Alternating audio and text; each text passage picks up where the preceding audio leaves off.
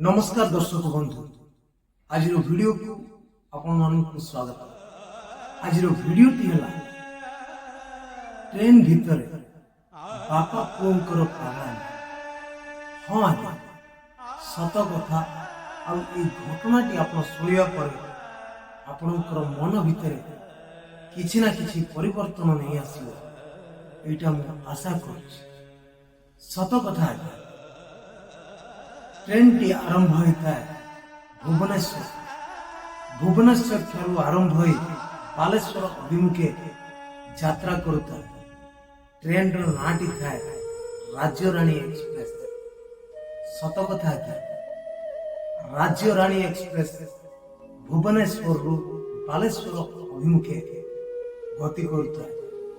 गोटे third AC थाए से एसी बगी भितरे बहुत किसी लोक बसी था भितर बापा पुओ दुहे मिसी गोटे सीट रे एपट सेपट हे बसी था जहाँकि झरका कोण थाए से बाहर को देखी बहुत मजा करी करी बापा पुओ दुई जन जाऊ था।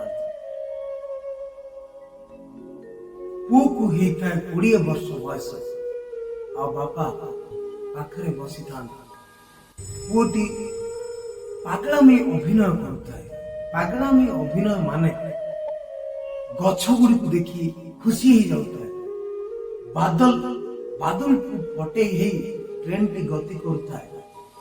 ये सौंदर्य को देखी ये सारा दुनिया बिल्डिंग को देखी ये बिल्डिंग गुड़ा को घर द्वार गछ पत्र नदी पहाड़ सब किसी को देखी पिलाटी भारी खुशी ही जाता है। ट्रेन रे हो हल्ला करी कथबार्ता करता आ ए कथबार्ता करिवा भितरे बापा पुओ को जहाँ पुओ पचारुता है प्रश्न सब कथारे हाँ मारी चालू थांती बापा किंतु बापा जमा प्रतिवाद करंती नहीं। बापा कौन सी कथा को पुओर काटंती नहीं। ए सब देखी लोक माने जो बसी थांती से माने कहूथांती जे पुओर पागलामी रे बापा भी अभिनय करुछि किंतु लोक माने सब टुपुर टापुर होउथांती ना हमकु सोइबा को दउछंती ना निजे सोउछंती। बापा पुओ दुहे पागल बोली कही कथावार्ता करछंती। हठात किना पुओ उठी गेट द्वार मुह पाखु चली जाउता है। पुणी हठात किना सियाडू आसी पुणी सीट पाखु आसी पहुंच जाउता है। पुओ बापा ये देख गछ गुड़ी को गला बापा ठिया होइथियो गछ को आम ट्रेन टी संपूर्ण भावे पछरे पके दे आम ट्रेन टी संपूर्ण द्रुत गति दे जाउछि। देखो बापा केते बढ़िया लागुछि केते भलो ए नदी आम ओडिसा आम ओडिया माटी ए आम संस्कृति ए आम परंपरा को नै कोटी बारंबार कथा ऊपर कथा करता है। आ बापा सेई कथारे एकमत हे सेई कथा को तर्जमा करूथांती बापा पुओंक भितर। लोक माने एई सब कथा को देखी समस्ते पुणी टुपुर टापुर ही चलती। ए पुओ पागल बापा पागल ए पुओ बापांकर बोधे हुए तो किछि काम ना ना निजे सोचंती ना निजे को सोइबा को दउचंती। एई सब कथा वा कोई हवा भितरे गोटे लोक बापा को पचारे जे आपणकर पुओ को डॉक्टर को नहीं देखुनांती कौन आपणकर पुओ 20 वर्ष बयसर पुओटी एमती पागल अभिनय करुछि आपण नहीं कि डॉक्टर को कौन पाए देखुना। बापा कहले हाँ आमे एबे मेडिकल रु फेरुछु कही दे चुप हाँ आमे मेडिकल रु फेरुछु बोली कही बापा जनक चुप हो सारला परे किछि आउ शब्द बाहर न था बापा को। आ लोकटी पुणी से कथा आरंभ कले लोक मानक भीतर आलोचना भी आरंभ होला। लोक मान कहउथांती बापा पुओ दुहे पागल एमाने किछि जानु नाहंती एमाने किए कोन पाए ट्रेन रे बसे दे कुआडू को छाड़ी देछि के जानी এই ସବୁ କଥାକୁ ନେଇ ଟୁକୁର ଟାକୁର ହବା ପରେ କିଛି ସମୟ ପରେ ଆଉ ଗୋଟିଏ ଲୋକଟିଏ ପଚାରିଲା, ସତରେ କଣ ଆପଣଙ୍କର ଏଡେ ବଡ ପୁଅଟି ପାଗଳ ହୋଇଯାଇଛି? ଆପଣ କଣ ମେଡିକାଲରେ ଦେଖାଉନାହାନ୍ତି? ସେଠି କିଛି ସମୟ ସ୍ତବ୍ଧ ହୋଇ ବାପା ରହିବା ପରେ, ହଁ ଆଜ୍ଞା, ଆମେ ମେଡିକାଲରୁ ହିଁ ଫେରୁଛୁ। ଘଟଣାଟି ହେଉଛି ମୋ ପୁଅର ଛୋଟଟି ଦିନରୁ ଆଖିକୁ ଦେଖାଯାଉନି। ମେଡିକାଲରେ ଡକ୍ଟର କହିଥିଲେ କି ଅପରେସନ କରିବାକୁ ପଡିବ। ଆଜି ମୋ ପୁଅକୁ ନେଇ ମୁଁ ମେଡିକାଲ ଗଲା ପରେ ମୋ ପୁଅର ଅପରେସନ, ଆଖି ଅପରେସନ ହେଲା।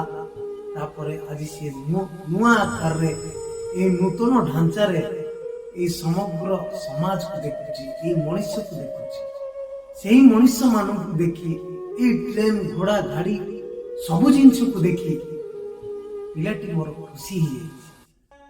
ତେଣୁ ସେ ଖୁସିରେ ଉଚ୍ଛନ୍ନ ହେଇ ତାକୁ ଗୋଟେ ଖୁସି ଲାଗୁଛି, ଯେହେତୁ ପ୍ରଥମ ଥର ଏ ଦୁନିଆକୁ ଦେଖିବାକୁ ଯାଇଛି। ଏଇ ସବୁ କଥା ପୁଣି ଟ୍ରେନର ଲୋକ ଶୁଣିବା ପରେ ସମସ୍ତେ ସ୍ତବ୍ଧ ହେଇଗଲେ। ଦର୍ଶକ ବନ୍ଧୁ, ମୁଁ ଏଠି ଆପଣଙ୍କୁ କହିବାକୁ ଚାହୁଁଛି, କାହାର ପରିସ୍ଥିତି, କାହାର ଅଭାବ ଅନଟନ, କାହାର କୋଉ ପରିସ୍ଥିତି ନେଇ ଯାଉଥିବା ଲୋକ, କିଏ କୋଉ ଭଳି ଚଳୁଛି, ତାକୁ ସମ୍ପୂର୍ଣ୍ଣ ଭାବେ ତଦାରଖ ନ କରି, ସମ୍ପୂର୍ଣ୍ଣ ଭାବରେ ତା ବାବଦରେ କିଛି ନ ଜାଣି ତାକୁ ଦୟାପୂର୍ବକ ତା ନାଁରେ କିଛି ଚୁଗଲି କରନ୍ତୁ ନାହିଁ। ତା ପରିସ୍ଥିତି କୋଉ ପ୍ରକାର ଥାଏ, ତାର ସମୟ କୋଉ ପ୍ରକାର ବିତୁଥାଏ, ସେ କୋଉ ସମୟ ଦେଇ ଗତି କରୁଥିଲା। ବିଚରା ପିଲାଟିକୁ ନେଇ ବାପା ମେଡିକାଲରେ ଦେଖିକି ଆସିବା ପରେ ପୁଅଟି ଖୁସି ହେଇଥାଏ, କିନ୍ତୁ ଲୋକ ଏଠି ବିବେଚନା କରନ୍ତି ନା ପୁଅ ପାଗଳକୁ ବାପ ପାଗଳ। ସତରେ ଆଜ୍ଞା, ଏ ସମାଜରେ ବହୁତ ଲୋକ ଅଛନ୍ତି କିଛି ନ ବୁଝି ନ ସୁଝି ସମସ୍ତଙ୍କୁ ତଦାରଖ କରି ଚାଲନ୍ତି, ସମସ୍ତଙ୍କ ବାବଦରେ ମୁଣ୍ଡ ପୁରାନ୍ତି, ଆଉ ସମସ୍ତଙ୍କ କଥାକୁ ନେଇ ଆଲୋଚନା କରିବାରେ ବ୍ୟସ୍ତ ହେଇ ପଡନ୍ତି। ସତ କଥା ଆଜ୍ଞା, ଦୟାପୂର୍ବକ ଦୁନିଆରେ ଯଦି କାହା ବିଷୟରେ କିଛି ଜାଣିନାହାନ୍ତି ତ ତା ବାବଦରେ କୌଣସି ବି ମତାମତ ଦିଅନ୍ତୁ। ଯଦି କାହା ବିଷୟରେ, କାହା ପରିସ୍ଥିତିରେ, କାହାର ସମୟରେ ଯଦି ଆପଣ ଠିଆ ହେଇନାହାନ୍ତି ତାକୁ ଭୁଲ ବିବେଚିତ କରନ୍ତୁ ନାହିଁ। ଦର୍ଶକ ବନ୍ଧୁ, ମୁଁ କହିବାର ଅର୍ଥ ହେଲା, ପୁଅକୁ ଦେଖା ଯାଉନଥିଲା, ବାପା ନେଇକି ଯାଇଥିଲେ ମେଡିକାଲରେ ଟ୍ରିଟମେଣ୍ଟ ସରେଇ ପୁଅକୁ ନେଇ ବାପା ପୁଣି ଘରକୁ ଫେରୁଥାନ୍ତି। ସେତିକି ସମୟ ବେଳକୁ ଲୋକ ସମସ୍ତେ ବିବେଚିତ କରିଦେଇ ଗଲେ ନା ବାପା ପାଗଳକୁ ପୁଅ ପାଗଳ। କିନ୍ତୁ ଘଟଣା ଥିଲା ଏଠି ସମ୍ପୂର୍ଣ୍ଣ ଓଲଟା। ପୁଅକୁ ଦେଖା ଯାଉନଥିଲା ଛୋଟଟି ଦିନ, ବାପା ଯେହେତୁ ମେଡିକାଲକୁ ନେଇ ଅପରେସନ କରେଇ ଫେରୁଥାନ୍ତି, କିନ୍ତୁ ଲୋକ ଏଠି ସମାଜକୁ ନା ଲୋକକୁ କାହାକୁ କିଛି ନ ଦେଖି, ନ ସୁଝି, ନ ବୁଝି ପାଗଳ ବି ସଜେଇ ଦିଅନ୍ତି।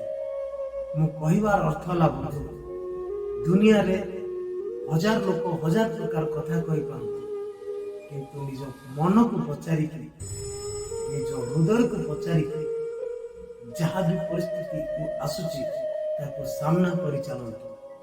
ସମୟ ସମାଜ ବହୁତ କିଛି କହେ ଆଜ୍ଞା, ଆପଣଙ୍କର ପରିସ୍ଥିତିରେ କେହି ଠିଆ ହୁଅନ୍ତୁ। ନମସ୍କାର, ଜୟ ଜଗନ୍ନାଥ।